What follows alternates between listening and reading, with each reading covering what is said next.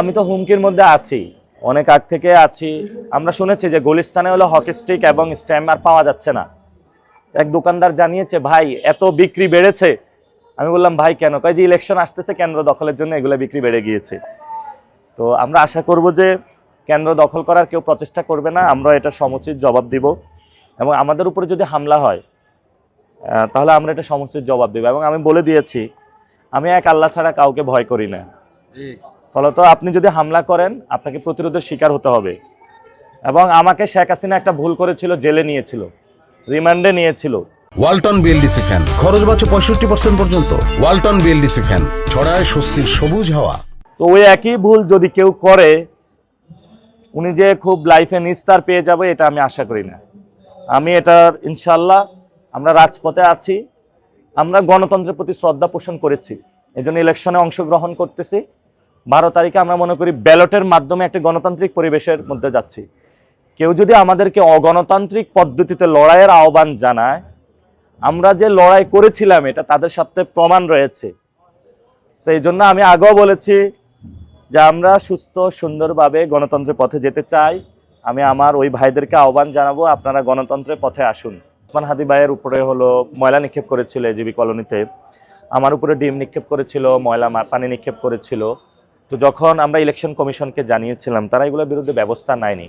এবং এটা ফলশ্রুতিতে কিন্তু আজকে হলো ডিরেক্ট হামলা করেছে তারা। তা আমরা মনে করব যে বিএনপি ওইখানে শেখ হাসিনা ষড়যন্ত্র করছে, আর এখানে হলো বিএনপি ষড়যন্ত্র করছে। অর্থাৎ ভারত বাংলাদেশের একটি বাহিনী একাকার হয়ে গিয়েছে। অর্থাৎ এখানে আওয়ামী লীগের যে প্লেসটা সেটা বিএনপি নিচ্ছে।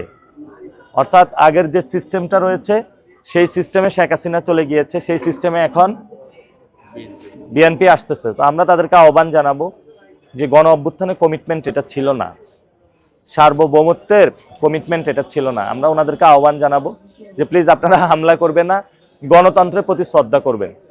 তা আমরা আজকের হামলার মাধ্যমে, ময়লা নিক্ষেপের মাধ্যমে, ডিম নিক্ষেপের মাধ্যমে ওনারা যেটা প্রমাণ করছে, ওনারা হলো একটি অগণতান্ত্রিক দলে পরিণত হচ্ছে। অর্থাৎ গণতন্ত্র বিরোধী পথে ওনারা যাত্রা করছে। 12 তারিখ পর্যন্ত আমরা বলবো গণতন্ত্রের পথে থাকুন।